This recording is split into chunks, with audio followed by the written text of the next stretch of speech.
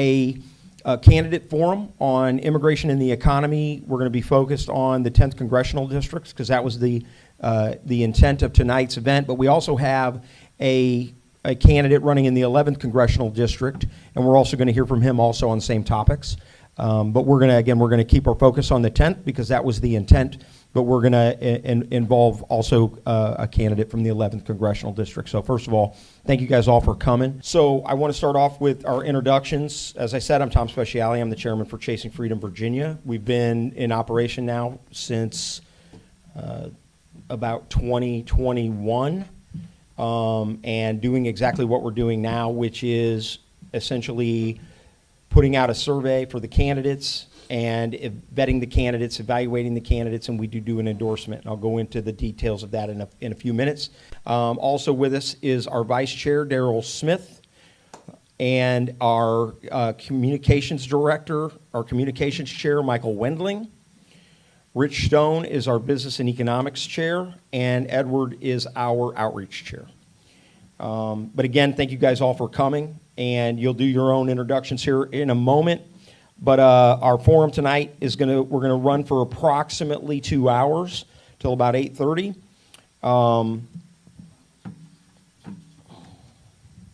The format is going to be a little bit different than what you're used to, in that, and I got to get to the right page, which I don't have my notes properly organized here.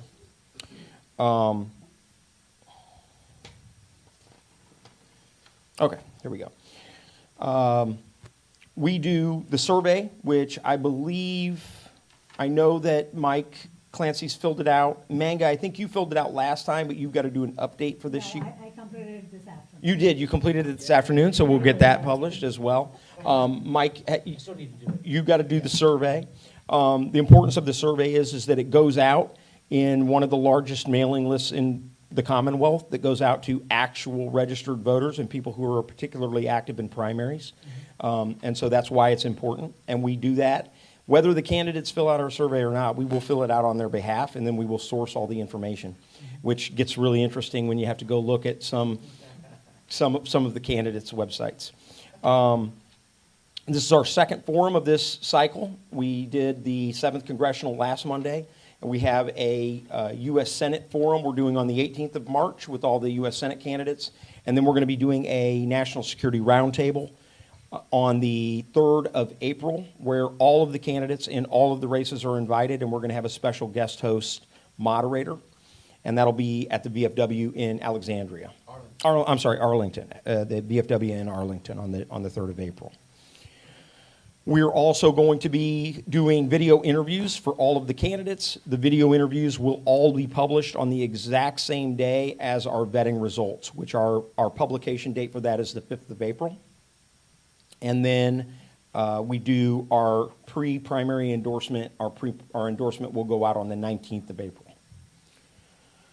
So the forum for tonight is going to be, you're each going to give about a 5-minute introduction and highlight your priorities. After that, I have a fairly simple question for about 3 minutes for you to answer that question. And then the vice chair and the communications chair each have one topic.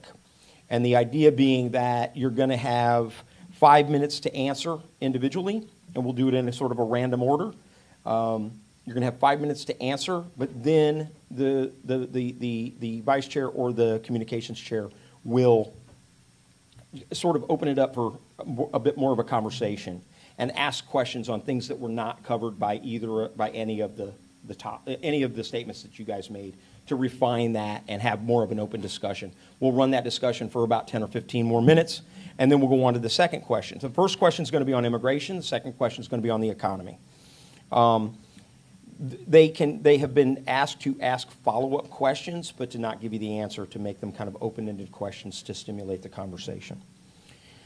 Once we are done with those two larger questions, we're going to have some closing statements from the candidates, and then at the end, I'll do a few closeout remarks. Let's start off with, we'll go in order that you guys arrived first, and we'll go with Mike Clancy first, then Manga, and then Mike Van Meter. 5-minute introduction. Your timekeeper is going to be Rich, and Rich has and he's going to give a 1-minute warning, and then after that, I'm hoping that there's a big buzzer. And then after that, then you get the hook. But 5 minutes, and as I said, we'll start with Mike Clancy. You can do it from there, or you can stand. It's up to you, and there's a microphone there for you to use. Well, good evening, everyone. Thank you, Tom. Thank you to Chasing Freedom for hosting this event. I'm Mike Clancy. I'm running for Congress in our 10th Congressional District, and my mission in running for Congress is to restore America, an America based on our Constitution, based on our foundational values, based on American exceptionalism, and based on the rule of law.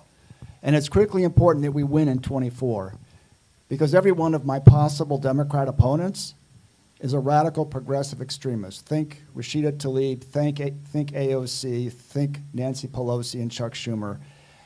And they have one goal: 4 more years of Joe Biden, 4 more years of the Democrats and the radical left's destructive, divisive agenda. What a nightmare. We need to fight back. We need to fight back to restore America, and it's imperative that we have a majority in the United States Congress, and to have that majority in the Congress, we must win Virginia's 10th Congressional District. And since I launched my campaign in October, I've been fighting day and night to win this election, to restore America. In this fight, I've been in this fight for a number of years, and I'm taking this fight along the campaign trail all the way to victory in November. I'm a parent. My wife, Lynn, and I have 4 sons. And I'm the candidate in this primary who's been in the middle of these school board battles. I have testified time and time again at the school boards, fighting for parents' rights, fighting for the best interests of our children, fighting for academic merit, fighting for school choice. And just this last week, I was back at the Loudoun School Board to testify, this time urging the school board to rescind the terrible transgender policy 8040 and to adopt Governor Youngkin's model policies. And I'm going to continue that fight. I'll always keep fighting for parents' rights in Congress. I'm the candidate in this race and in this primary who's an attorney, who's a true constitutional conservative, a member of the Federalist Society, and I'm the candidate in this race who's a member of the Republican legal team, monitoring our elections to ensure the integrity and security of our elections. I'm the candidate in this primary that's been a senior executive of a global technology company, leading a team responsible for a multi-billion-dollar business that focuses on our national defense, our national security, cybersecurity, and homeland security. And I'm the candidate in this race who's been fighting the radical left as a national conservative media commentator. I'm a Newsmax insider. I'm a Daily Caller contributor. And just this past Saturday, I was back on Newsmax talking about Biden's failure at the border, our massive immigration problem, the massive problem, the surge of crime from illegal immigrants, and the tragic murder of Lake and Riley. And so I'm ready to take this fight now into this congressional race to take my expertise and my experience to take on the Democrat, whoever they nominate, to debate them, to win those debates, dominate those debates, and ride that momentum to elections. Now, we have a primary. We have a primary on June 18th. Early voting starts May 3rd. And tonight, I'm here to ask for the honor of your vote in that primary. I recognize your vote as a sacred trust, a sacred right you have as a citizen of this country. And I ask tonight for the honor of your vote. And in closing, one final reminder. Never forget that Joe Biden, Kamala Harris, Chuck Schumer, Nancy Pelosi, AOC, the squad, they don't care about any of us. We're just deplorables. We're just MAGA deplorables in their eyes. But I care. I care, and that's why I'm running for Congress. That's why I'm fighting to restore America. So tonight, let's all join in the fight together. Let's go win in November. Let's restore America. Thank you all. May God bless you all. May God bless these great United States. Thank you.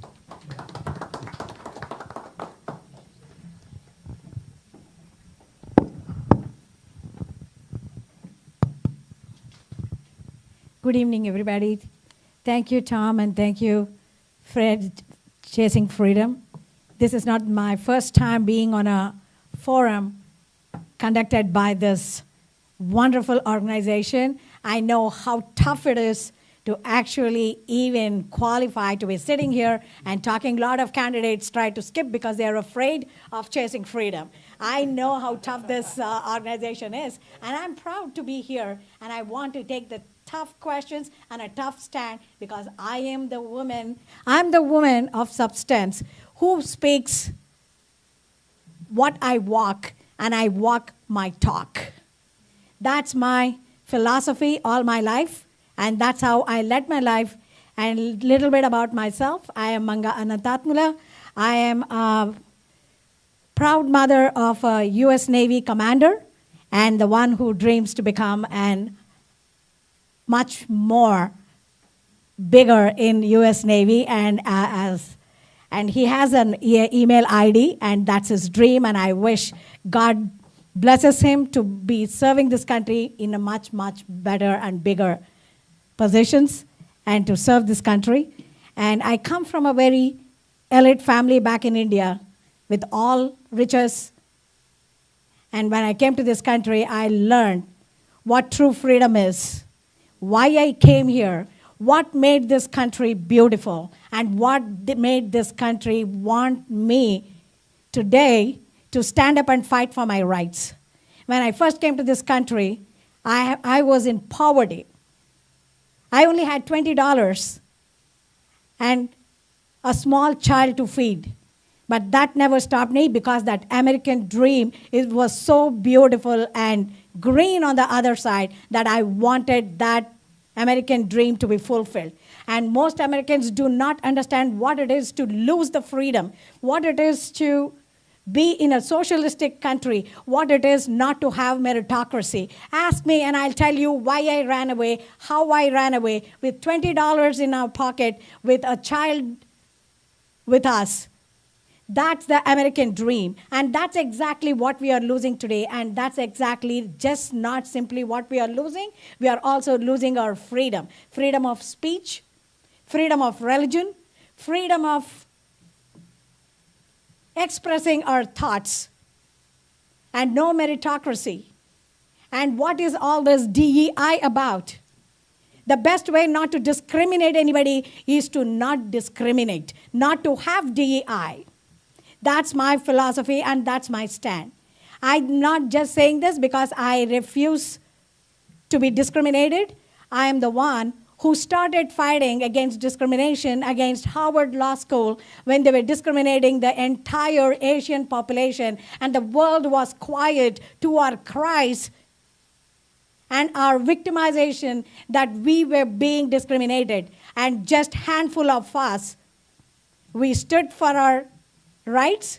We understood our Fourth Amendment right, that is equal opportunity for everybody. That's what this beautiful country gave us all. Being citizens comes with not only the rights, we also realized it comes with responsibility. And we realized our responsibility was to restore dignity and non-discriminatory policies in the Ivy League schools and also Harvard. We took up that case and we fought that 8.5 long years, and we overturned the affirmative action last June 29th, 2023. Why I am running? The borders are not safe. We are legal immigrants, and I know what it is to be legal in this country. We have to close our borders. We have to have better immigration policies. We have to pick up our economy, and we are about to crumble with this 34 trillion debt that we have for this country. How are we going to help this country? By fighting for our rights, but for our small businesses, for ourselves, for our freedom, for our future generations, and parental rights, and no-nonsense DEI, and abolishing the Department of Education would be the first thing I want to do. And I have been saying this since 2020, when I first had an opportunity to talk to TJ parents when everything was going down the drain. I said, going to going for a lawsuit may have been a very long journey, but politics is the way to bring back to track. Thank you, and please vote for me, and please sign my sheet. I would like to have all your support, and please do donate to our campaigns.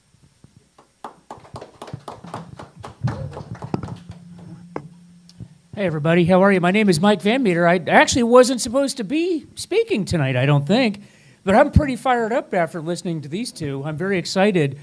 Kind of wish you guys were running in my district. I'm kind of the lone Republican. I'm kind of lonely in the 11th district, so come up and put on a fight with me up there. But I really do appreciate all the great candidates that are running here in the 10th district. I am running in the 11th district, so my opponent is Jerry Connolly. Jerry Connolly is anti-American. He is a part of the problem. He is not part of the solution. Every single thing that Joe Biden has done, which has been bad, because I cannot think of one policy that Joe Biden has been a part of in the last 3 years that has been in the best interest of the United States. Can you guys tell me of any? Any? No. And Jerry Connolly has been behind every single one of them. So I'm going to take a little different tack from them because they had some great backgrounds, and these are all issues that we need to address. But my first issue coming into Congress will be to shut the border down, absolutely. And President Donald Trump, and he will be the next president, that is his agenda. I'm behind that 100%. But I'm going to tell you why that's important to me. Because the border, you have about 100 other issues that cascade off of the border, and that's going to be number one. The Department of Education is up there, but for me it's going to be number one. But a lot of that's based on my background. If you don't know me, if you're listening to the audience, there's a good chance you may not know me. But I started out life as a Navy helicopter pilot, then I was a corrections officer, I was a police officer in Washington, D.C., then I spent 21 years as an FBI agent, and after I retired from the FBI, I became a drug and alcohol therapist. And so I've served my nation 5 times over. And if elected to Congress, it'll be the 6th time that I've done that. Because I've done nothing, I've never wanted to do anything but serve this nation. Because I love this nation, and I know you do too. And the reason why I'm running for Congress is because it deeply bothers me to my soul, what is happening to this nation. And I cannot sit and watch this continue to happen. Folks, if Joe Biden gets elected and he has people like Jerry Connolly behind him, we may not return. We may not be returning. We may not be that beacon of light that you came to. But I will go to my grave fighting for this nation. All right? Talking about the border. I told you that I'm a retired FBI agent. Much of my career was working in counterterrorism. Much of my life was making sure people didn't come across this border and blow us up. I was a pre-9/11 agent. 9/11 happened, and then I saw the transformation of the FBI. Many of you know about the corruption, the weaponization of our law enforcement and our legal system. We had today, if you haven't been paying attention to the news, the Supreme Court voted 9-0 to get rid of this case out in Colorado. All right? 9-0. So if that's news to you, there's breaking news for you. And that should never happen. That should never happen in this country. And what's happened, because along with the border and getting control of the fentanyl crisis, which I have a front row seat to, and as bad as you think it is much worse than you think. That is the number one killer of people between the ages of 18 and 49 in this country. Did you know that? 18 and 49, which is our warfighting age, that is the number one killer. That's just fentanyl. It's not including all the others. And I don't think that's by accident. That's something that China is doing to us, and there's reasons behind it. But along with the border, back to the national security issue, we have no idea who has come across this border. And what you saw happen in Israel on October 7th is going to happen here in this country. And we need to be equipped to deal with this, and we are absolutely not equipped to do it. This idea that our military can fight two wars on two different fronts at the same time, that might have been true in the 80s under Reagan. That is not true today, and we need to fix that. We absolutely need to fix that. But the weaponization of our federal law enforcement needs to change. And I told you I spent 21 years in the FBI, and it is corrupt. It is bad. I was speaking out early and often about that. And President Trump, when he gets in office, he is going to clean these agencies up. He has sworn to it. But the president, if you're listening, you need to be surrounded by people in Congress and in your administration, in your cabinet, that understand how these organizations work. Because you may think that you understand how the FBI works. Unless you've been in it, you have no idea. And the president needs to have people around him that will work with him in order to fix these organizations, because we cannot go down the route that we're going, where we are taking action against people that were never even charged with crimes. I want you to think about that for a minute. We've got to change that.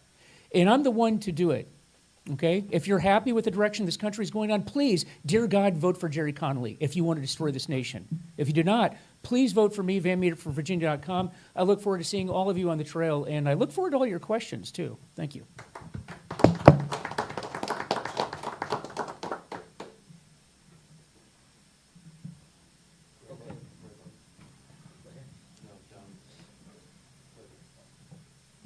Okay, so I guess my first question here, and this is primarily focused on asking the candidates that are running in the 10th, because it applies to the fact that you're running in a primary, and Mike Van Meter is not running in a primary. So this is just a question for you two. And we're going to go in reverse. Mango, you'll go first, and then Mike. Bottom line is, why should it be you as opposed to any other candidate running in the 7th? Because there's a number of them running in the 7th. I'm sorry, in the 10th. In the 10th. And so why you? What is, and I know you hit on some of those things, but we're talking about what it's going to take to win that general race, right? Why you? How are you going to win in the 10th Congressional against the Democrat? Great question. Thanks, Tom. Why me? That's the question. Most people ask me, why you? I'm saying it is me. And it will be me because I'm a fighter. I know just not to fight, but to nail what I'm fighting for, not giving up, is my biggest trait. And honestly and very truthfully, when I believe in a cause, I keep up with that cause. Like I thought there was a discrimination of Asians in the college admissions. When the entire crowd told me that was crazy to believe that there is discrimination, I said, we will prove it. They said, you are going against a monster who has the entire world of resources. They will crush you. I said, I am not somebody to be crushed. I am a woman of substance, and I'm going in for it, and I went in for it, and I won it. And that shows I am a fighter. I never give up. And that fighting spirit for my freedom and for my rights, it's not just in my mind. It comes in my genes. I come from a family of freedom fighters back in India. My grandfather and his brothers were freedom fighters. They never gave up until we got our freedom, and I will never give up until this country is free of socialism, it's free of all discrimination, and it is free of all this wokeism. Probably, I think people in this room may like the word wokeism. I'm telling everybody, please, don't be too polite to call it wokeism. It is not wokeism, it is discrimination. What is DEI? In the entire DEI, what is being overly publicized in every organization and school? It is the discrimination of whites and Asians. Aren't we also people? Aren't we diverse? We are to be included also, but we are not. That is discrimination. If you're talking about DEI, please tell. It is discrimination, it's not just wokeism. That takes courage to say the word D and discrimination. And I have the courage to say it, and I have the courage to achieve it. And as an immigrant, legal immigrant, for me, closing the borders is very close to my heart. It's a slap on my face when all these millions of illegal immigrants invading this country, while the legal immigrants are standing in line, building the economy of this country by paying taxes. The illegal people, we are paying all of you, remember to pay your taxes by April 15th because you have to pay and feed for the illegal immigrants. That's what we are all doing. And let us take this very seriously, just not for the sake of saying. And parental rights. I'm the kind of a mother who said absolutely no to family life education 35 years ago when my son started. Yeah, when my son started those classes, I took him out you, because Manga. they could not show me the curriculum. Thank you, Meg. Thank you. And Mike. Thanks for the question, Tom. I touched on this a little bit in my opening statement, but I'm the candidate in this primary who's been in the fight continuously, fighting as a parent, fighting politically, fighting as a national media commentator, fighting as a lawyer for our issues. And I think one of my strengths is that I have a deep reverence for the Constitution, and I understand the concept of limited government, and I understand the Constitution is we the people, for the people. And that basic principle will drive every day I'm in Congress. And I launched my campaign in October, and we have been surging with tremendous momentum. And that's why we're going to win. We've lined up a tremendous number of key conservative endorsements. Chi Van Fleet, who's written the book, Miles America, in her book she writes about our country is fighting a cultural revolution. And she lays down a mission for all of us to restore America. She calls it the Restoration Revolution. And I am proud to be leading the fight to restore America in this campaign. Senator Bryce Reeves, you know him. He is a conservative stalwart in the Virginia Senate. And he's endorsed my campaign. And I am so humble and honored and inspired that he has the trust in me to take conservative principles to the United States Congress. Tiffany Polifko, those of you in Loudoun know Tiffany. She was a powerful voice for parents, for parental rights, for our children on the school board. And I will be a powerful voice in Congress for parents' rights and for our children. And Stephen Moore, who is the nation's preeminent pro-growth, free market, limited government economist. He is Trump's economic advisor.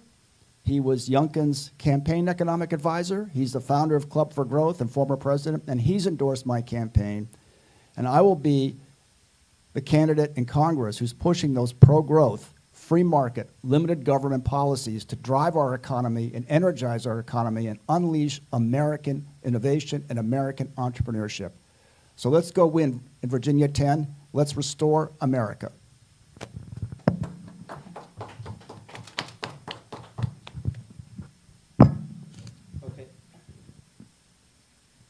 Okay, so thank you guys. And now what we're going to do is we're going to turn it over to Daryl. Daryl's going to ask the question, the first question. And again, you're going to have, I think we have about 5 minutes to talk about the substance of what you're going to do in this particular issue. And then after that, we're going to open it up to a discussion for everybody. We're going to have to go back and forth between Mike and Manga, and then you'll always be last, Mike Van Meter. Yeah, I'm sorry, you're going to have to go last because it's are you doing immigration first? Okay, yeah. I'm sorry. It's going to be Michael Wendling that's going to be asking the first question, not Daryl. Well, thank you three for being here. I always said this last week. To win the fight, you got to be in the fight. So, few people in this room. There's a lot of people watching. With respect to immigration, I'd like to know your overall philosophy on immigration. I'd like to know how you characterize what's currently going on the border in the Biden administration, and then more specifically, legislatively, in your role in the 10th and 11th, what would you do policy agenda-wise to fix what's going on?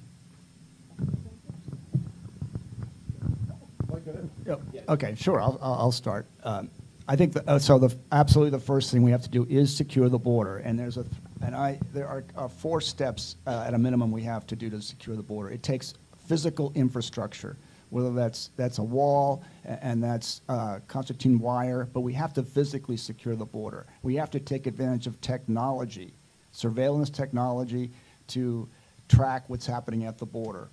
Third, we have to tighten down our asylum laws, because clearly Democrats have used those laws, abused those laws, which generated the whole catch and release program, which absolutely has to be stopped, full stop, no more catch and release. We have to reinstitute remain in Mexico. So those are some of the key principles that I would push for in Congress to secure the border.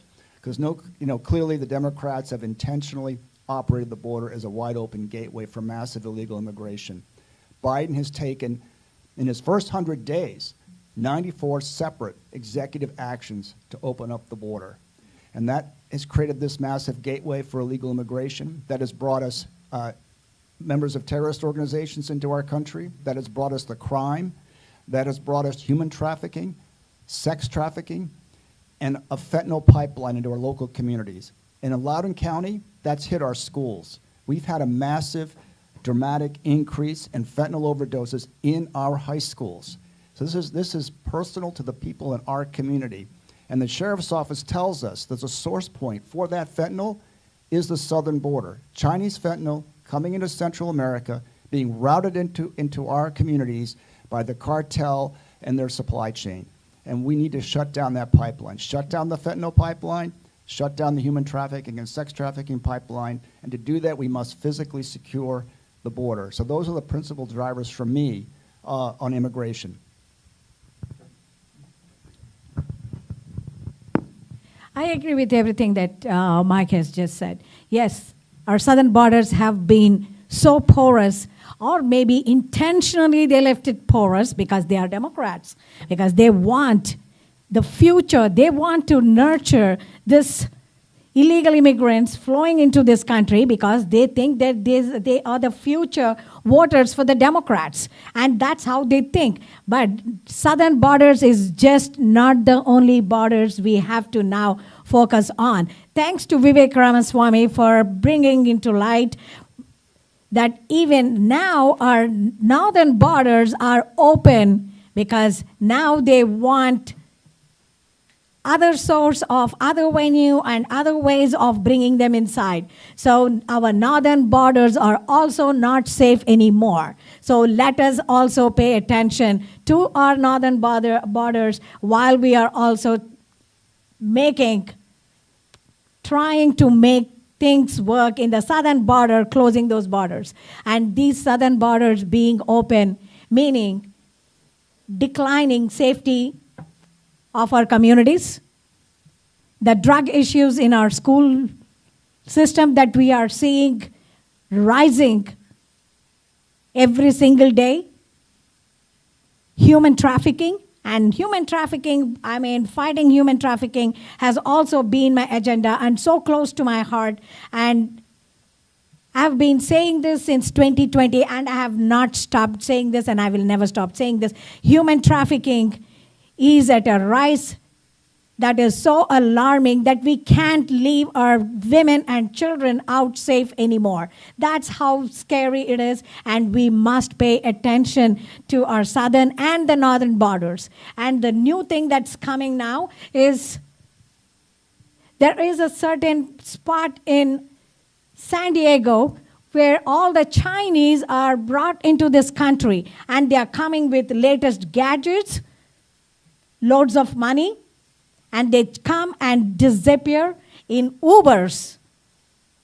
That's how scary it is. Now, just not the illegal immigrants from other parts. Now the Chinese are taking over. Are we willing to give away our country?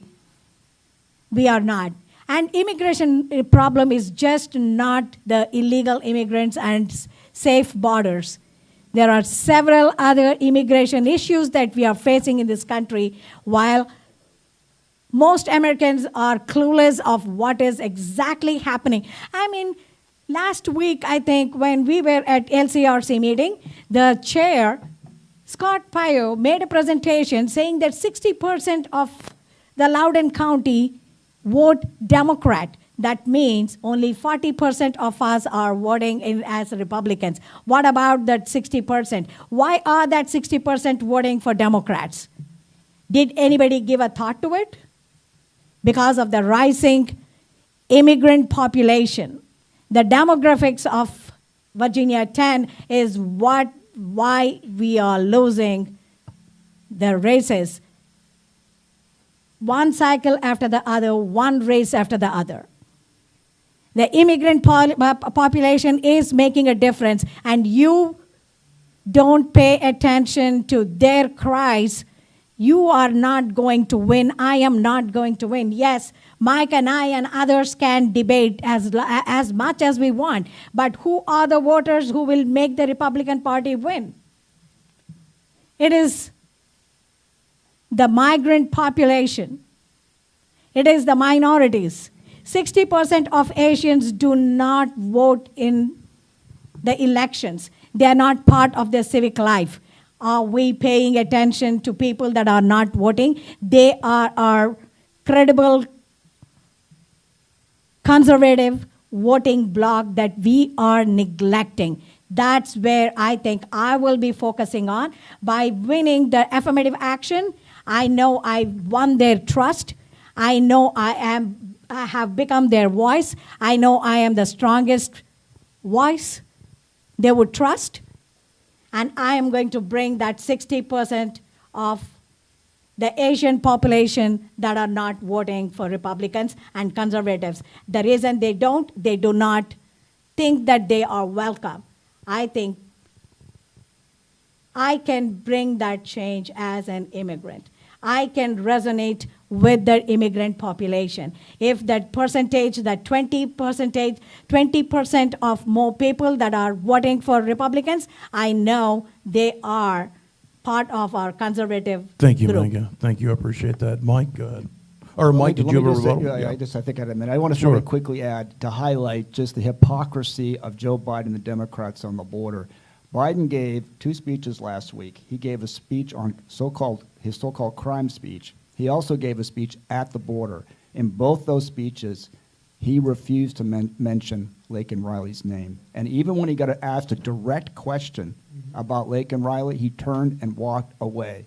These folks are hypocrites. We cannot afford 4 more years of Joe Biden and 4 more years of Democrat control. We must win in 2024. Yeah, amen to that. And but I agree with everything the both of my colleagues here said. And the only thing I can add to this is just the personal perspective. But let's start with this. We really don't need new laws. You know that, right? We don't need to pass one law. What we need to do is enforce the laws that we have. Every single person that's come in this country has committed a felony, right? You start off with that, and we need to enforce the laws that we've had.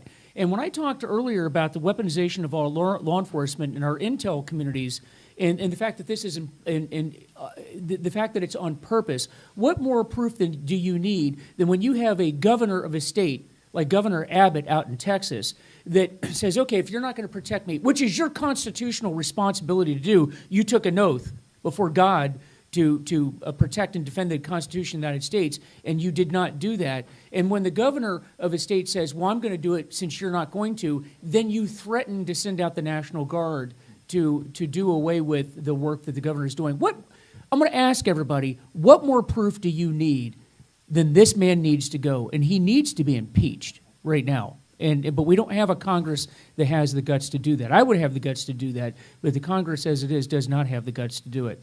A country without borders is not a country. We are a sovereign nation, and every nation on this planet has the right to defend its borders. And immigration, at the end of the day, is for our benefit, not the benefit of the people. We love our legal immigrants. I'm married to a woman whose parents immigrated here legally. Ms. Manga is a legal immigrant, and we bring people here that do great work for the betterment of this nation. I work in a hospital right now. Many of the nurses and the doctors that I work with, phenomenal human beings, very skilled human beings. That's why they came here, because it benefited us. Of course, they benefit, which is great, and we love these people, right? But it's for our benefit that they are here, because there's an incredible shortage of nurses and doctors. And by the way, in Congress, that's something that, I know that's another discussion for another day, but that's something that I'm going to address. But, you guys mentioned the human toll of this. I talk about national security. I talk about fentanyl. I talk about all the, these things that are threatening. And by the way, fentanyl is becoming a national security issue. Absolutely. It's because it's declining our ability to defend ourselves. But I work in a hospital, and I know we're going to talk about the economy here in a little bit, but I want you to let something sink in here. When people, the amount of time that I've been working in the hospital, the number of illegal immigrants that have come into my unit has exponentially increased. And they're all fentanyl addicted. If they are a woman, they have been sexually assaulted numerous times. They're completely illiterate in not only English, but they're also illiterate in their native language. It's actually hard for us to even have our translators talk to them. And these are people that cannot help themselves. They're not ever really going to contribute to our society. They're working in the sex trade. And the human toll, I mean, your heart goes out for the people here because they're victims, in my opinion. And they're victims of the Biden administration that led them here thinking that they were going to be able to function in this society, and they're not. And they are going to be words of our society because they're horribly addicted to fentanyl, and they're not able to communicate and assimilate in the society. But about a 5-day stay in the unit that I work in is about $10,000. Who do you think's paying for that? You are. And that's just my hospital, just my unit, and you can extrapolate that across the nation. And that's just in the healthcare industry. Ladies and gentlemen, we cannot sustain that. We cannot sustain that. It's overriding our education system, our police system, and a number of other systems. And this is going to destroy our economy, which is also a national security issue. I cannot tell you or articulate to you well enough what a critical juncture we are in 2024. We cannot lose this election. But our Democrat friends are going to do everything that they can to make sure that we don't win and a Republican does not take the White House. If you thought 2020 was bad, you stand by for 2024. But that's why we need to be in the fight, and we need people with spines of steel that are up to the fight. So folks, support us in any way that you can. Thank you. Thanks, Mike. So I want to ask this and open up to everybody. You guys all are well aware that there are 7.5 million that have crossed so far. That doesn't include the doesn't include the gotaways, right? So it's 10. It's projected to be maybe 12 or even 15. Ellis Island's 62-year run was 12 million. So President Trump has talked about deportation forces when he's in office. I'd like your thoughts on that because, as you well know, there are going to be members on our side of the aisle that are going to be very squeamish about a deportation force, okay? So I'd like your thoughts on that.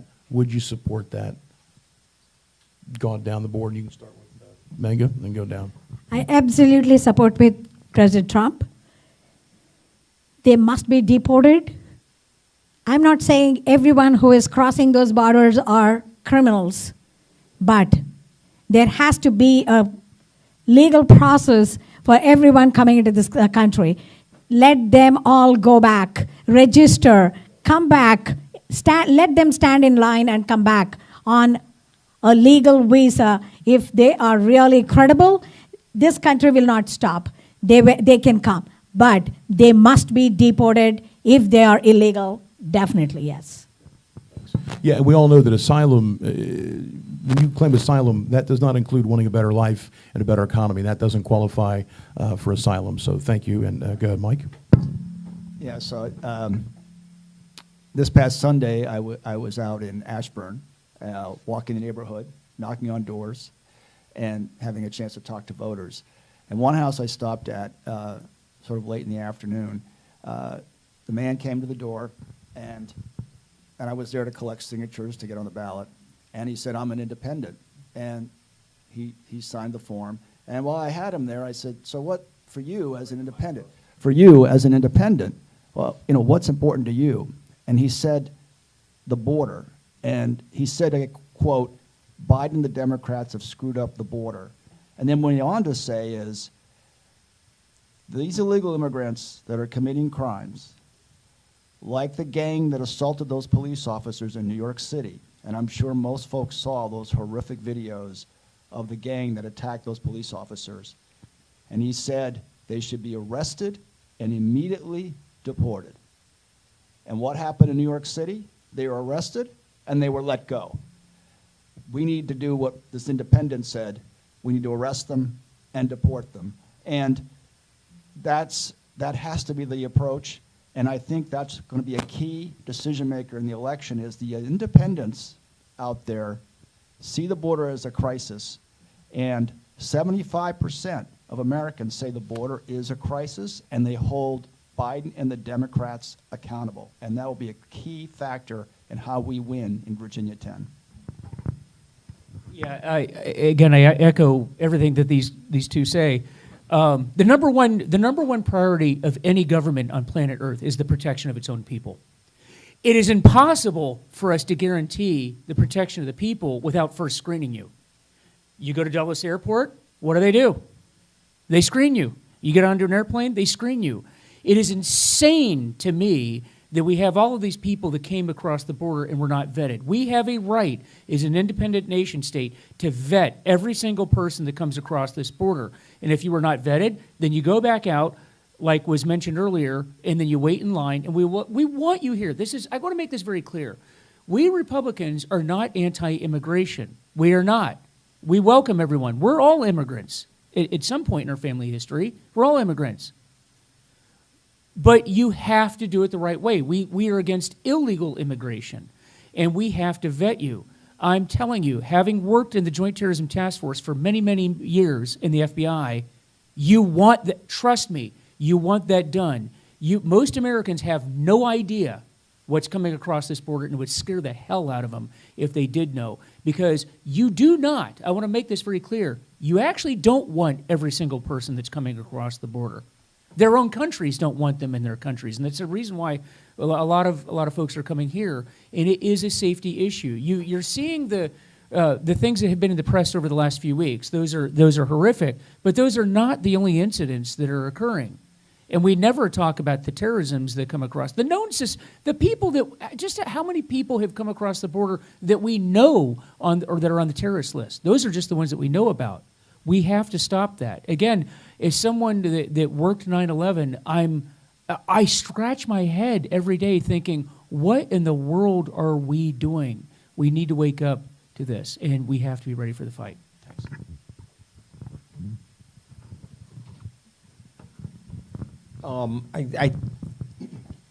The deportation thing sounds great.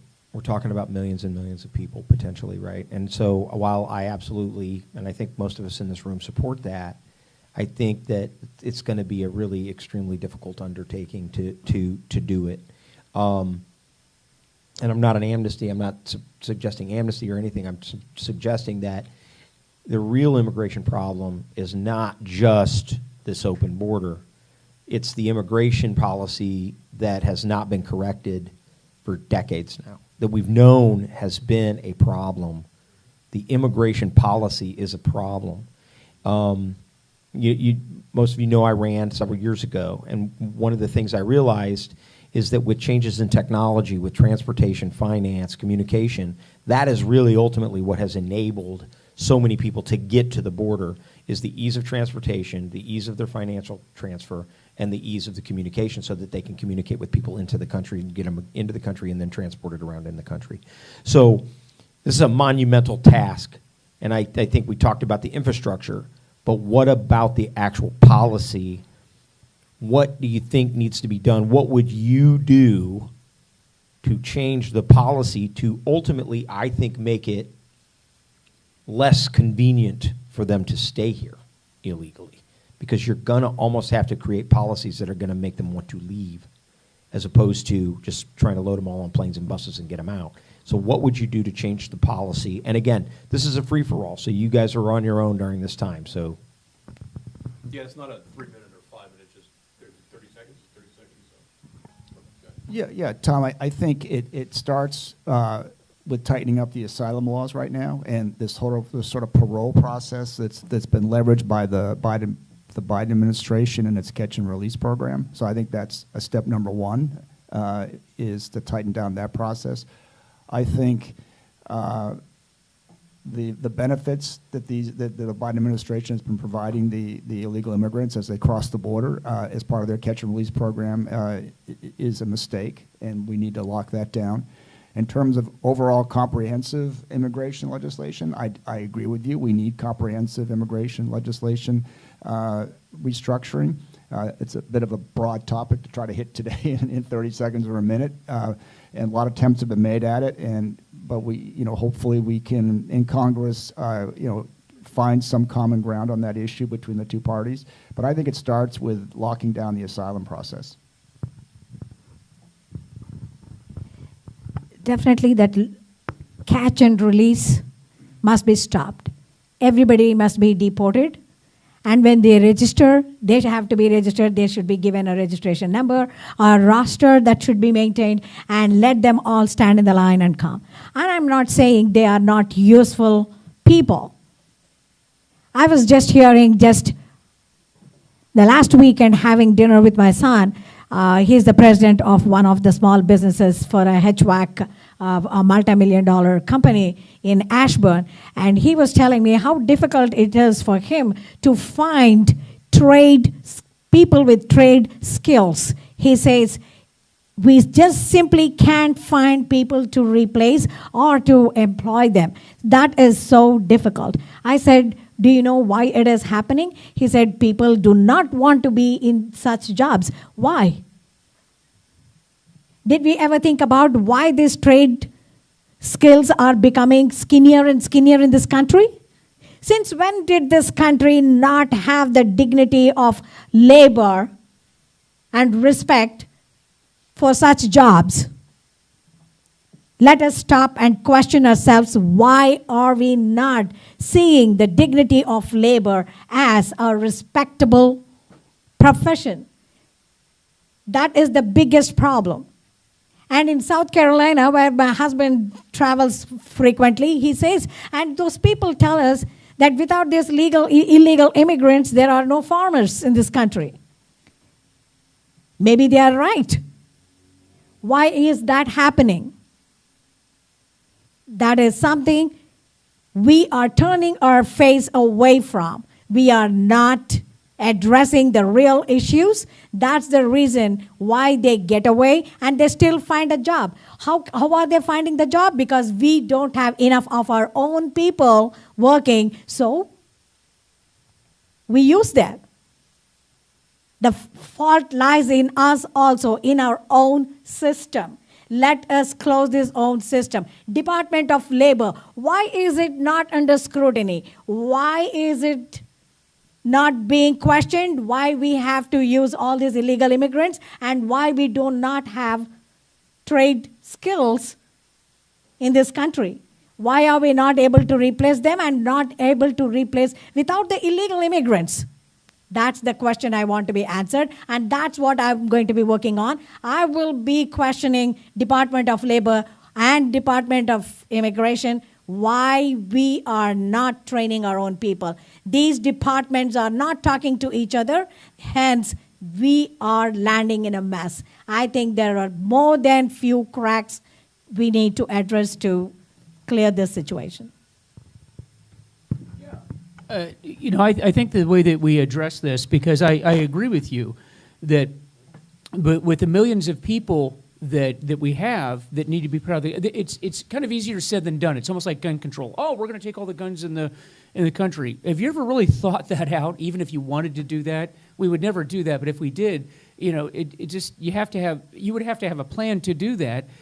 Which would be nearly impossible to do. Now, on the gun issue, of course, we would never do anything like that. But with 10 million, let's just call it 10 million or more people, how would you do that? You can't do it overnight. We don't have the resources to do it, at least as quickly as President Trump would like to do it. However, you do triage that. And that, number one, of course, you're on the known suspected terrorism list. We're dealing with you first. We're dealing with the gangbangers. We're dealing with the criminals. We're dealing with anyone that's committed a crime other than the original crime of coming here illegally. We're going to deal with them first, and they're gone, and you were banned. You were never going to come here. But then I think that part of your question was, well, how do you incentivize people to want to leave? Because I think a lot of it is going to have to be that. You made the decision to leave. We didn't necessarily go and track you down. Well, I think the way that you do that is you say, look, here, if you ever want to have legal immigration status in this country, you must come to us. We are going to remove you from the country. However, you will have priority, and we will put you in line, and we will work with you if you volunteer to follow the system as it is that we put forth for you. If you choose not to do that, then you will not be allowed into this country legally ever. And I think that would incentivize it. And then along with that, look at the recruitment issues that we have in our military and all of the other labor problems that we're having. Give incentives for people. You can come into our military if you come in legally. We'll talk to you about that. And there's a lot of benefits, and it would help the country.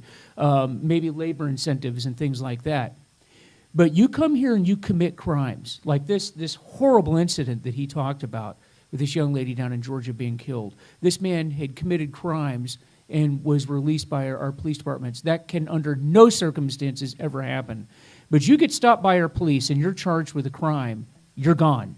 You're gone and you're not coming back, okay? You don't come here. There is not a nation on planet Earth would allow you to do what these people do.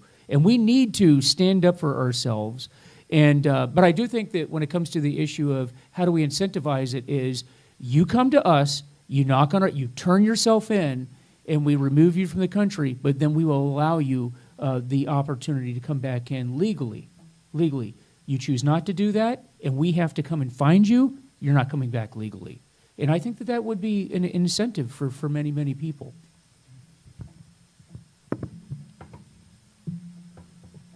Okay, thank you, guys. We're going to move on to the second big question. Daryl Smith is going to ask that.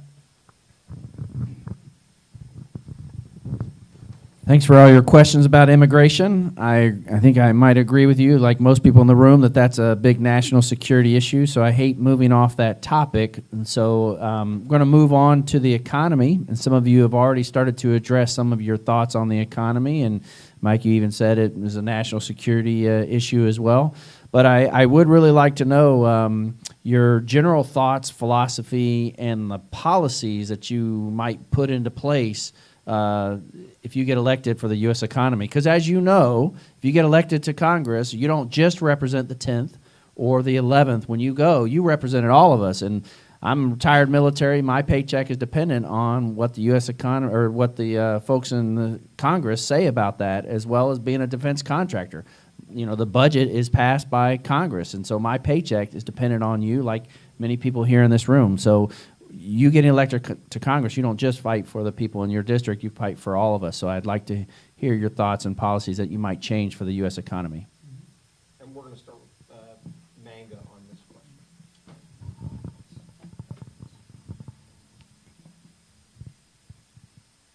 I've always said this since 2020 race that I ran. Small businesses make 47% of our economy. And the small businesses are just being shut down left and right and center. Why? Have you ever thought of why the government contracts the small businesses almost shrunk to minimum or maybe even lower than the minimum level, and everything has become an IDIQ contract, but just promoting and aiding the big companies? Why not where is the culture of small businesses? And what about the mom and pop shops that are just vanishing in our neighborhoods? What are we doing to keep them running? What are we doing to promote their small businesses? When a restaurant closes, we say, oh, the restaurant has closed.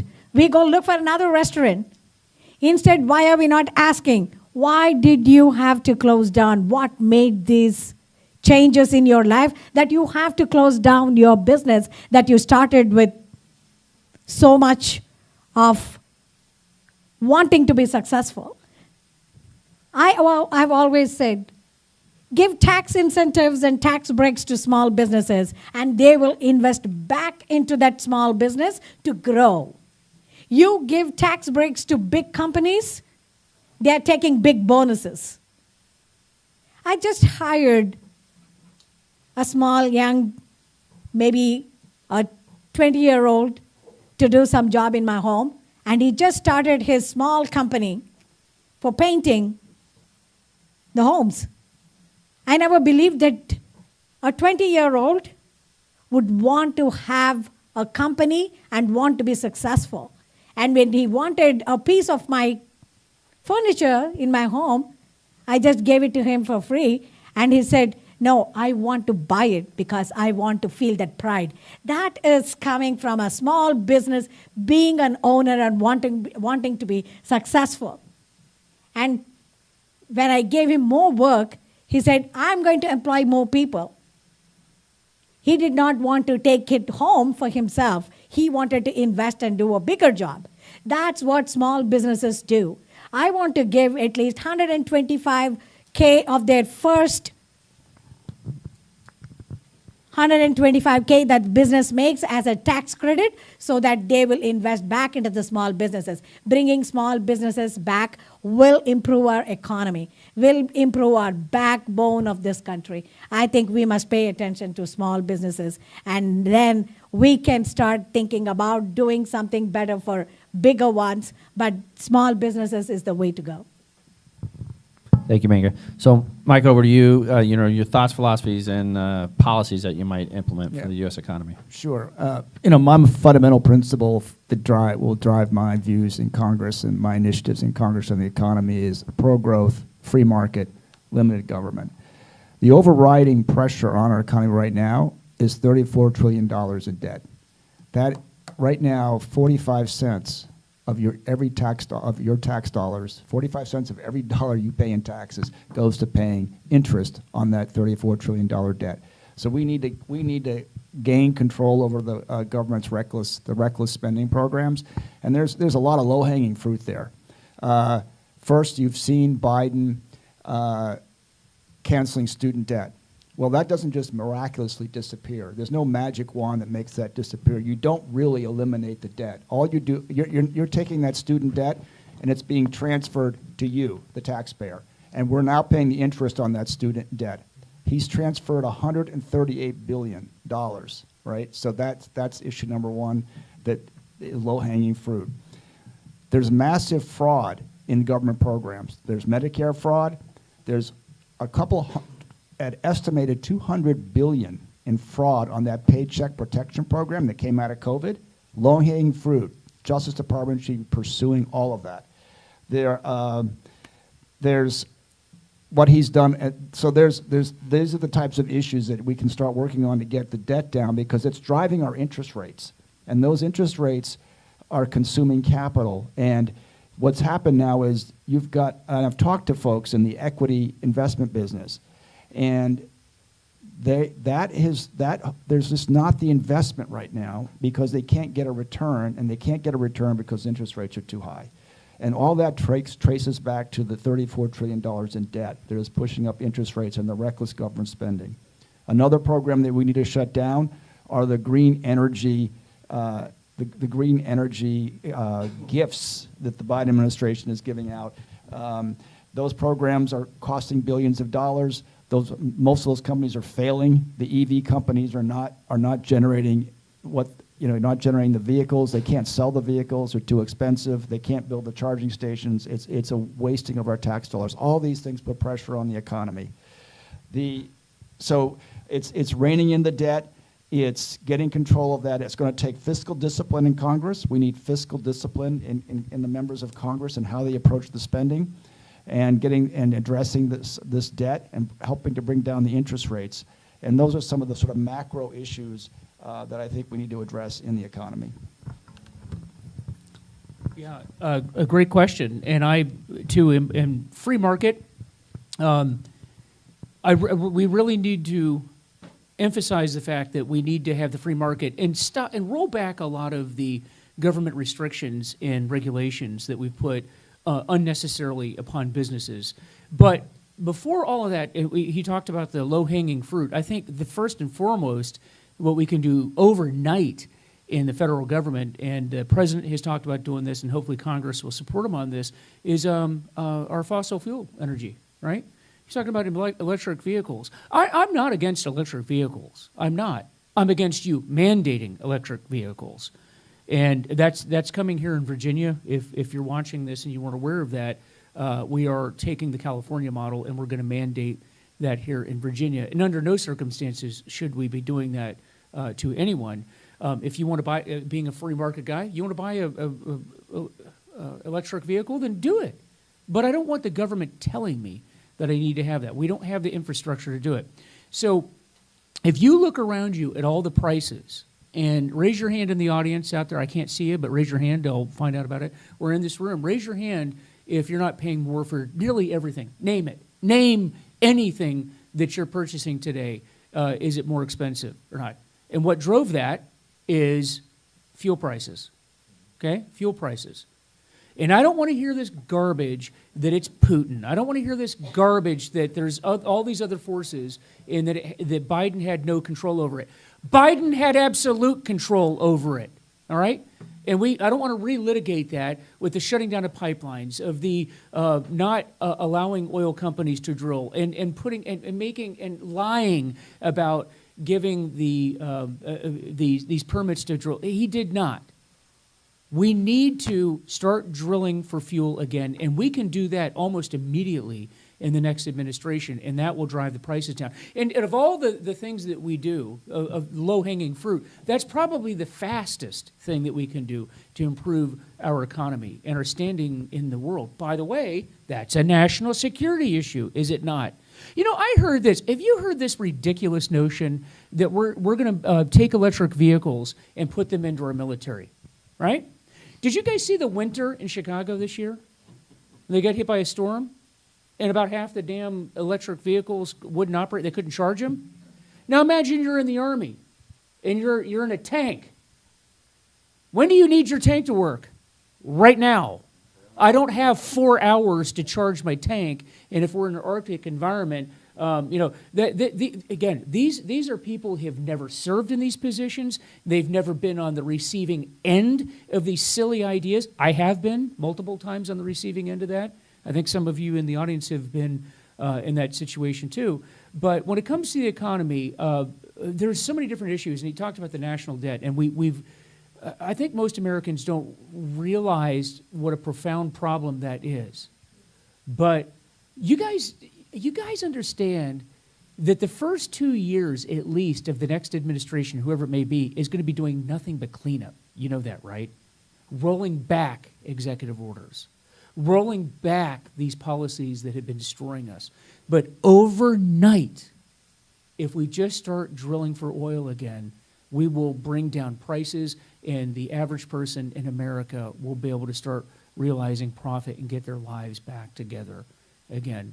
I just as a small example, I was at Fort Belvoir getting a haircut, and I think it was like around 12. Why are you guys laughing at me? Yeah, on that. Your haircut there too, yeah.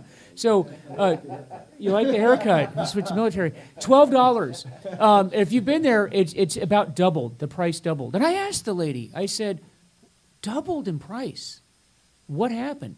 And this lady, who's actually, and I've gotten to know her. She's fairly liberal. She said, because of the gas prices, everything that we do here, every supply we have, has nearly doubled in price. So the price of our haircuts have nearly doubled. Now, I know that's not an issue for you, Tom, but for the rest of us, that's a big deal. It's not an issue for you. But if that's just haircuts, but everything else, folks, this is a real problem. But that's low-hanging fruit. We can fix that overnight, and that's what we got to do. Yeah, thanks for that big overview. So I want to narrow the focus just a little bit, and I want to focus it on income tax. So several states already support a flat tax. So at the national level, I would like to know from each one of you if you would support a national flat tax system and why or why not. No, absolutely. So I think there's two things that I think are on taxes. One, we know that the Trump administration's tax cuts will be expiring And so initially, low-hanging fruit is the easy button there is make those permanent. And in Congress, I would vote to do that. In terms of the flat tax, yes, I think we need to reduce the tax burden. You know, the Democrats' approach is keep spending and keep raising taxes to pay for it. I think the opposite has to be done. I think we need to control spending and we need to reduce taxes and reduce the tax burden. It's far better to let people keep their own money. They work hard, they earn their income, they should be able to hold that income, and the flat tax is a way to do that. But correspondingly, that means you have to have a Congress that's going to work with fiscal discipline to control our spending and focus on the true priorities that we need to focus on, and cut back on all the sort of wasteful spending programs that we've seen, especially over the last 2 or 3 years. So it's got to be a two-part issue. One, you have to do the flat tax, but you also have to control the government spending and unleash the private sector to lift the bureaucratic pressures, let business go, put your faith and trust in American innovation and American entrepreneurship. It has made us the greatest country in the world. And unleash American innovation, unleash American entrepreneurship, because that's why we're the greatest country in the world. Yeah, this is a free-for-all, so there's no time limit here, so feel free. I definitely support flat tax. I think it is ridiculous the way the taxes are going higher and higher every day, that makes me want to, I mean, honestly speaking, my Tesla was costing me so much tax. I said, I'm selling Tesla. I don't need a Tesla. I went and leased a car because the taxes are not on me. Guess? Why would I want to pay so much taxes? Let the businesses also realize, okay, people are fed up of these big taxes. Flat tax is the way to go. I agree with Mike, and I agree with Trump administration wanting to do that, and Biden actually doing it, and maybe they should keep that for good. And I want it, because keeping the taxes low is the way that you put more money into the pockets of the people who really go and spend, and that's how we build that economy. And we are not here to please the Democrats. If the Democrats think that we are very happy paying higher taxes and paying extra money for the groceries and everything, of course, I think I like what other Mike said. The haircut has gone up. I mean, I paid $100 for this hair. I have such a small hair. And imagine for women how bad it is, okay? So I now know how bad it is. And yes, we need to start drilling our own oil to keep our prices down. And in North Carolina, where my husband actually works, I love it because their taxes are so low. And why is it that every other state can't do it? Go to any red state, and you are going to love it to keep the taxes low. And every blue state, we suck. It really makes me want to weep to come back to Virginia, though it is my home, because I have to pay so much of taxes. We must keep our taxes low. And every other time when I have to go shop in different states and come back and shop in my own state, makes me wonder, why are we having this sales tax of 6 or 7%? Why is it not free like other states? Why are our car taxes so high? Why are our real estate taxes so high? We need to start making things happen and wanting some answers from our administration. The federal taxes are really soaring. So thank you, Megan. So I won't say the other mic, but Mr. Van Meter, would you like to address that as well? You haven't Just real said quick, anything. but I think you have something else you want to add to that too. Yeah. I was going to add that a lot of those taxes are controlled at the state level, right? And definitely Governor Youngkin and the Republicans have been doing everything possible in this particular session to bring tax relief to Virginians, and every step of the way, the Democrats in the General Assembly, with their one-vote majority in each house, have stifled Governor Youngkin's initiatives. In fact, they proposed $1 billion tax hike. In fact, you talked about groceries. Youngkin tried to eliminate the 1% tax on groceries, and again, the Democrats refused even to do that.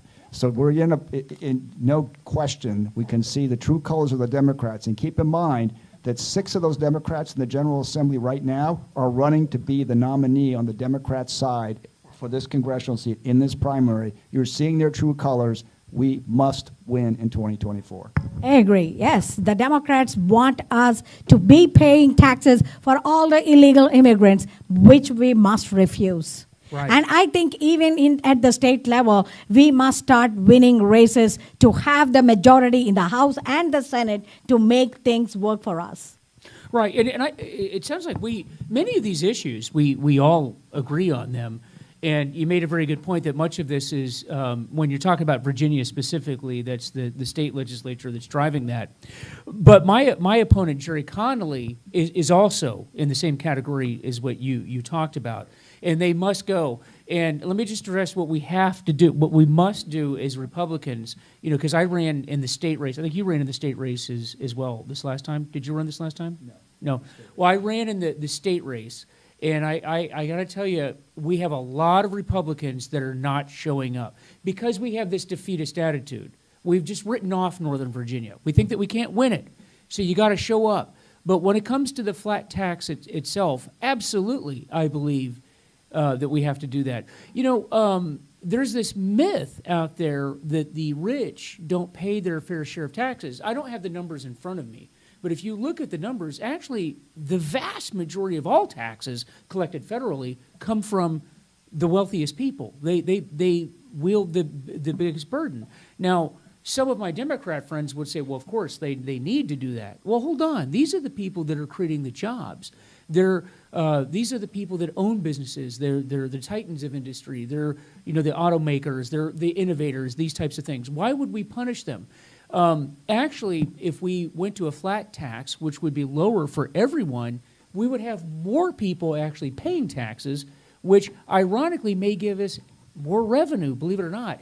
And Ronald Reagan, years ago, you may remember, by reducing taxes, actually found we collected more revenue, which is amazing that happened. But we absolutely should do that because, one, that's fair to do. It's a flat tax. It'll be proportional to what your income is, but then we all have ownership in this game. Because I think when we start paying, all of us are paying our fair share, then it angers you at some of the things that we're paying for with our taxes, and when you're not getting the services that you need, I think all of us will have more ownership in our government. Because I don't like how the government is operating. I mean, anything that you need right now, try calling Department of Labor on a Saturday. Try calling HHS on a Sunday. Try, they always talk about, there's going to be another government shutdown. The government shuts down every weekend, every federal holiday, basically from the middle of November to the middle of January, and nobody complains about it. And when we're all paying our taxes, I think you start noticing that and saying, I demand more of my government and more services. So absolutely, I support it. So thank you very much for that. And I would like to kind of switch gears a little bit outside of flat tax, but still centered away around taxes through the IRS, right? I mean, Mango, you mentioned earlier about getting rid of the Department of Education. So my last question to you is, would you be in favor of eliminating the IRS, talking about collecting revenue, so would you be willing to get rid of the IRS and or make any significant changes to its structure or its operations? And it's a free-for-all, so any of you. Yeah. If we are going to go for a flat tax, we don't need IRS. It's a burden on taxpayers. The tax collection itself is a burden on taxpayers. And let us get rid of IRS and go for flat tax. No, I agree with that. It certainly would simplify the process to go to a flat tax. And one thing we didn't touch on is the corporate tax rate, right? Because that impacts business. And the Democrats under Biden have been pushing proposals to push the corporate tax increase, which would be bad for business. It would, it would drive down investment in research and development. It would impede business growth. So it's not only individual taxes, which are critically important, but it's also managing and keeping corporate taxes low so the business has more money to invest in research and development, more money to invest in innovation, which creates more jobs and spurs on the economy. But if we can simplify the tax system, then we can certainly simplify the role of the IRS and substantially reduce its presence. Yeah, and along with that, having been a federal law enforcement guy, I understand that there's more that goes into the IRS than just the collection of taxes. There's the criminal investigative division that there's crimes that are committed. You know, when you get into international trade, when you get into crime syndicates, there would need to be some sort of an organization there to deal with that, or those roles would need to be assumed into different organizations. Remember, we started off this whole conversation with the Trump administration is going to need to have people around him that deeply understand the inside of the federal law enforcement system and the intel system to be able to and have these discussions like, okay, we would go to a flat tax. Do we need to have an IRS? If yes, why yes? Would it be restructured? I would absolutely believe in a total restructuring of the IRS. But you would need to have some sort of an enforcement mechanism to that, because whenever you're dealing with there's going to be crimes that are committed, and you're going to have people that are investigating that. But the problem is the IRS, like the other agencies, has been weaponized, has it not? It's been weaponized, and we need to have the people that will fix that. There is a place. Does it need to be as large as it is? Absolutely not. And they need to be focused on what they should be doing, and that is people who are committing crimes. And for goodness sake, not being weaponized. And never, never, ever should the IRS be weaponized as a political tool. And that has to be addressed. 100%. So that's the end of my questions. I'm going to turn it back over to Tom to see if you have any follow-ups. I do. I have a sort of a general question. I think, you know, that these two top issues, the economy and immigration, clearly, I think we all recognize, even the Democrats are starting to recognize, we got to make some big changes because we've got some really big problems. How do you see the sort of like the relationship between the two? Where do they overlap? And what would you change with regard to immigration that you think, and what do you think the effects would be on the economy? Or what would you change with regard to the economy that would affect the immigration problem? And I know that I guess that's a blended question of the two problems that we're facing. How do you guys individually see that, and what would be your policies that you'd advocate for that has the most profound impact on those two issues? And we'll start with Mike, because I think we started with Nanga last time. Yeah, Tom, and I'm going to have to give that some thought, actually. I have not thought about the direct interaction of how the immigration policy and the economy might interact. I think just some quick thoughts on that question. I know that when I was down in Fauquier County, talking to some folks in the farming community, they have a difficult problem, and I think Manga alluded to this earlier, actually, about getting workers, right? And getting temporary workers. So there is a work visa program, there is a temporary work visa program, and they complained about the bureaucracy around that and how hard it is to get folks through that program, and how they have a desperate need for people to work on their farms. Of course, it's a problem in other states too, but even in the farms down in Fauquier County, they struggle with getting the workers who can help them on the farms, and they're looking for a more efficient, more streamlined policy for work visas to bring temporary workers in to help them when it's come time to harvest. So that's one place where I think immigration and the economy can overlap, where if we can address the work visa problem, that might help on the immigration side and help eliminate and cut back on the illegal workers, and at the same time help economically with the farming communities. That's one issue off the top of my head I just know from talking with the Fauquier farmers. More broadly, it's, you know, this illegal immigration is a strain on our economy, and, you know, when you start talking about the investments in law enforcement and all of that. So I think if we enhance our enforcement of illegal immigration, enhance the enforcement at the border, make some of the changes that I talked about earlier about securing the border, that would relieve some of that pressure. So the other place where I think immigration and the economy overlap is in the tech space. There is a demand for tech expertise, and those visas. There's a constant pressure there for tech companies to get the resources they need, the technology people they need, the computer science people they need. We're just not producing enough in this country, and so there's that visa program for bringing those tech workers into the country needs to be addressed. That directly affects the economy. It also affects our educational system because our educational system is not producing the students, right? We know that since COVID that students are far behind. We need to substantially enhance STEM education. We need to substantially get people into these technology fields and get them trained and to fill these work needs. But our technology industry, and I'm in that industry, it's exploding. We're going so fast in the technology space, and if you're following our artificial intelligence and AI, and you're following what's happening there, that's exploding at an exponential rate.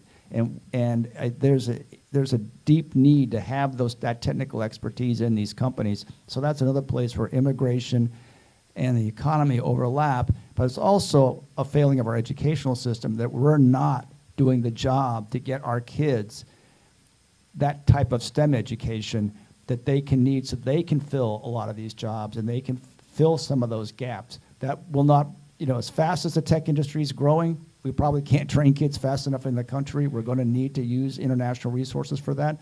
But that's another place off the top of my head where I see immigration and the economy, and actually in education, all overlapping.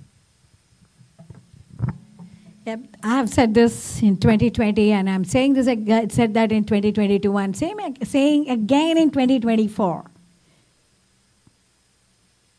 DHS, Department of Education, and Department of Labor, they all have to collaborate to address the problems that we are having today. If the immigration department did their job at the borders, they do register all these illegal immigrants. They do have the roster. All we have to do is all these farmers and other employees where they want this unskilled labor to be used. Let them all register and match them up. And as they come in, give them the work visa for a few months or 6 months that they can work, help these farmers or any other place that they are required based on their skills. Let them help and let them go back and come back again if need be. And both the employees and the workers must be registered. And all these three departments, Department of Education must start educating. Since 2000, I think, coming from India as a legal immigrant, I have seen this influx of IT immigrants coming into this country since 2000. Y2K, that pushed us that direction. And what happened then? Since 2000, this is 2024, and we have not figured out where our cracks are, where we need to start educating our own folks, creating trade programs in our schools, and getting our folks, our kids ready to take up these jobs. And 24 years later, we are still in a bigger mess than resolving our own setbacks. We have never resolved. Instead, we created more problems. And Department of Labor, should they not have a record of where our setbacks are, where we are not bringing enough workers in our own country, where we have our own deficit, to collaborate with the Department of Education to start creating such programs? They're all working independently. I think once I am in Congress, if I'm elected as the Congresswoman, the first thing I would do is want to collaborate and work these three departments together to come create a program, a specific program to address immigration issues. We have too much influx of even the skilled laborers in this country. Many millions are going back because they cannot afford to stay here because they can't get green cards. And people from India, I know I'm from India, so I know this problem. Millions of people have to go back. And their children who grew up here have turned 21 and they all have to go back to India after living their entire life in this country. That is so terrible because they have to wait 150 years to get green card because they cannot stay here on H4 because they have grown out of that status. That's the biggest problem we have. Department of Education must take on programs to educate our children, and Department of Labor must have all the labor categories that we have deficit, and we are trying to import that labor from other countries to educate our own people. And I think all these three done together to collaborate, I think we can bring some good changes in our country. All right. Thank you, Megha. And Mike Van Meter. Yeah, I agree with that wholeheartedly, and I think that this is something that the president will need to set up committees to investigate these areas, find out where the cracks are, because this immigration problem has been going on in my entire life. It seems like in my lifetime that immigration has been, and if you talk to people that have immigrated here, my in-laws, her family, your family, everybody says this system is broken. It is horrific. Why? Why can't we fix this? And we need to put together teams of people to figure out why that's a problem, because we do in the United States, when it's the tech industry, whether it's I'm working in the healthcare industry now. You walk into the hospital that I work in, my unit is probably 2/3 to 3/4 people that were born that are here, that were brought in to fill labor gaps in the hospital that we can't fill because Americans aren't doing those jobs. But does it mean that we don't have Americans to do those jobs, or is it just that we aren't training people to do those jobs? I really think that there's a problem in this country that we, in the American education system, there's an overemphasis on this. You're going to go through high school, you're going to go to college, and for many people, they're going to go to college to get a useless degree that really isn't going to benefit them or anyone else. But I think that that's a self-inflicting wound. I think that we need to change that and really encourage young people to go into these jobs, whether it's the medical profession, the nursing profession. I'm in the therapy profession, which is a very, very difficult job. It's expensive to get a degree. It's a long time to get that degree, but it's an honorable, needed profession, but we have to outsource that. So that's important. But then going back to the immigration problem, we need to fix the ability for people to stay here that are remember what I said earlier, of value to this country, are not a threat to this country. And once we have vetted you, we've said this and I'll say it over and over and over again, we want immigrants to this country, but we need to be safe, secure, and you need to add value to our nation. But it shouldn't take decades to figure that out, okay? It shouldn't take decades to figure that out. It doesn't need to take decades to figure that out. We just have to have a political class of people that have the will to do it. Because where there's a will, we as Americans, we can do anything that we want overnight if we put the time and effort into doing that, and we need to do that. This system is broken. I think the last 3 years have highlighted that, but we need to fix it. But Joe Biden, the answer is not to just let anybody come across the border.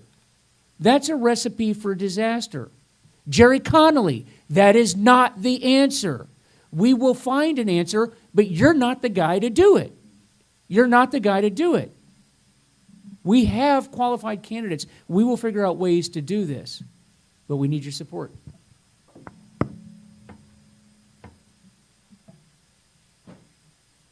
Okay, excellent. Thank you guys all. What we want to do now is just a couple of minutes each to close out. Make sure you mention your website, how people can get a hold of you, They can go to our website, and from our website, they can link to all of your websites, provided you fill out the survey, Mike Van Meter. Mike Van Meter. But you can link from Chasing Freedom Virginia's website to your websites, but at the same time, make sure you put out your information and how they can contact you. And if you have any upcoming events or anything like that where people can meet you as well, please feel free to do that. About 2 minutes each, and we'll start. We'll give Mike Van Meter the first one on this, and then I'll put you guys side by side on the camera to Yeah, close yourself. and I appreciate you, Tom, having me here and being able to join you guys. This has been fantastic. Guys, I know they say every year, election year, this is the pivotal, this is the one. In my entire life, that's all I've heard. This is the election. This is the most important one. But this really is. This really is the most important election. Unless you're living under a rock, the world is on the brink of being on fire. Our nation is falling apart. We have DEI being rammed down our throats every single day. This nation is more divided now than I've ever seen it in my life. We can't continue this. We absolutely cannot continue the direction that we're on. Almost any direction would be better than the direction that we're on right now. I can tell you that for me, and the reason why I'm running right now, because Lord knows I don't need to run for an office. I'm retired. I retired from the FBI. I could stay at home and do nothing. My wife wouldn't like that, but I could stay at home and do absolutely nothing. The reason why I'm running is because I love this nation. I've never wanted to do anything but serve this nation. I'm continuing to serve the nation, and with your help, I'm going to continue serving it. That's the only reason why I'm doing this. It's not because I like running for office. I don't like running for office. If you've never run for office, it is a horrible thing. It's probably the worst thing you can do for your health in marriage that you could ever imagine. But I'm doing it because I have a deep, deep-rooted love of this country, and I'll be damned if I'm going to watch it go down the tubes. We need people in Congress that are going to fight, because this next Congress is going to be bare-knuckle fighting, right? This next year is going to be bare-knuckle fighting. And we need to have people that have the courage to do it. We need to have people that will stand up and shout. Because how many of you have been watching the things going on over and over and over in this nation, and you wonder, where is Congress? Why isn't Congress standing up and screaming from the rooftops and saying enough is enough, enough weaponizing law enforcement, enough on the border, enough tearing our military apart? They're Mike not Van doing Meter, it. what's your website? My website is vanmeterforvirginia.com, vanmeterforvirginia.com. We are on, what is that? vanmeterforvirginia.com. We are also on Instagram, X, and Rumble. I also have a podcast. Please check that out, The Mike Van Meter Show, where you can hear us talk about our issues. But please support our campaign any way you can. Thanks. Thank you, Mike.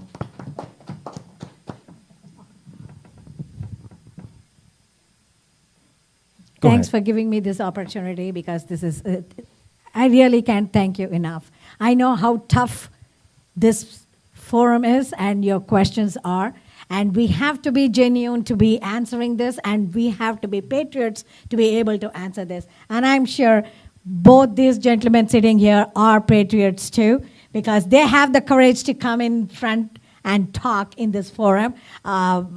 This is not my first time, and thanks, Tom, for doing this, and thanks, Darrell, and everyone else for doing this. And the reason why I say we have to win this, because we must absolutely win this race in 2024. There is no doubt what we have to do. We have no way to say we don't agree on certain issues. We all agree on issues and on what we have to do. Now the question to be answered is, who can do it? That's the question. Primaries is not the only thing we have to win. We have to start thinking beyond the primary. And who can do it? I want to bring the 60% of the Asians that do not participate in the 10th district to come and vote. And who do they trust? Why do they not vote? Because they do not resonate with any of the people, candidates that are coming forward to lead them, I earn their trust. I can win this race with the Asian population. 60% of Asians, that is 60,000 of them, do not vote, and I can bring them to vote, which will be a permanent voter block for the Republican Party. I am not only helping my district, but I'll be helping the party, I'll be helping the communities, I'll be helping the families. I earned their trust. I want to earn your trust. What's your website, Manga? My website is mangaforcongress.com.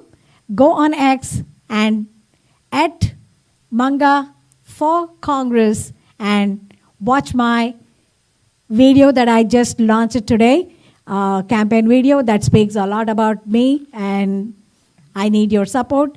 Please let me have your blessings to go on this fight and be the good fight and to win for Americans. Thank you, Manga.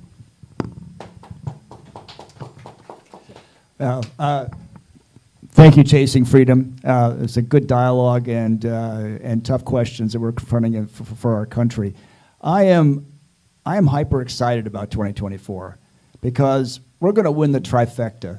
We're going to win the White House, and we're going to win the United States Senate and send Tim Kaine in retirement, and we're going to win a strong majority in the United States Congress, and that includes Virginia 10. And I've been working since October, day and night, moving to victory, fighting hard, and have lined up a lot of momentum with a lot of great endorsements across a broad range of conservatives, including the Asian community, and that's going to be the prescription for victory, a cross-section of Republicans, of independents, and the cultural groups in our community that share our conservative values. My mission, restore America. Restore America for us, for our families, for our children, and for future generations. That's my goal, that's my mission. And remember the principle I'm taking to Congress, it's we the people, for the people. My website is MikeClancyForCongress.com. My Twitter account is MikeClancyVA, Victor Alpha. I'd be deeply honored to have your vote, the honor of your vote in this primary. Let's join together. Let's get in this fight together. Let's go win, and let's restore America. Thank you, and have a great day.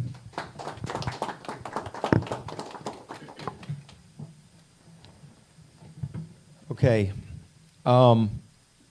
This is always my closing remark for everyone. We have to recognize that we cannot do this, and I think I was talking to candidates earlier tonight, we cannot do this alone. And so what I would ask you to do is I point out for everybody that everybody has a superpower, right? They have a reason that they can win in the general election. But only one person can get the Chasing Freedom Virginia endorsement, and only one person can win the nomination, and only one person can actually win in the general race, right? Whether that's going to be a Republican or a Democrat is going to come down to whether or not you form that superpower team.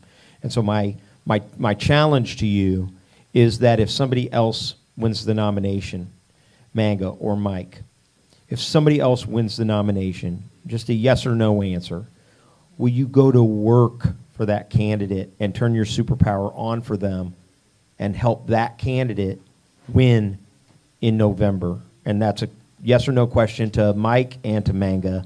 Will you go to work for a candidate if they beat you in the primary? That's an absolute yes. Yes. Amen. All right, and Mike Van Meter, I know you don't have any... I'll work for me if I... You will work. Okay. I want to thank everybody for coming out tonight and everybody out there watching.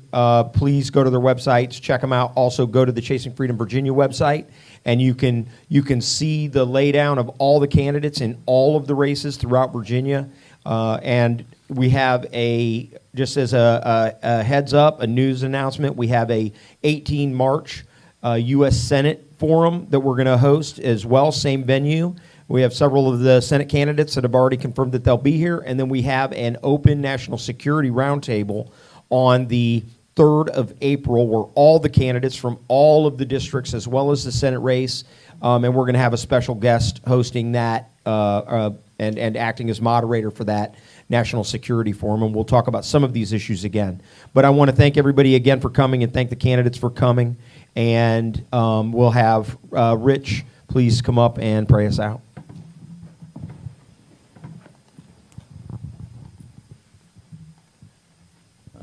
Also want to say a special thanks to the candidates that showed up, and I am a special prayer for your family. It is a big sacrifice what you're doing. Thank you for being in the fight. Lord God, thank you so much again for just opening our eyes this morning. And every breath of life is in your hands. We know no matter who wins in any race that you've already won the race for us. And I pray, Lord God, we'd be better surrendered to you and seek you first, early, and often. Give us travel mercies on the way home. In Christ I pray, amen.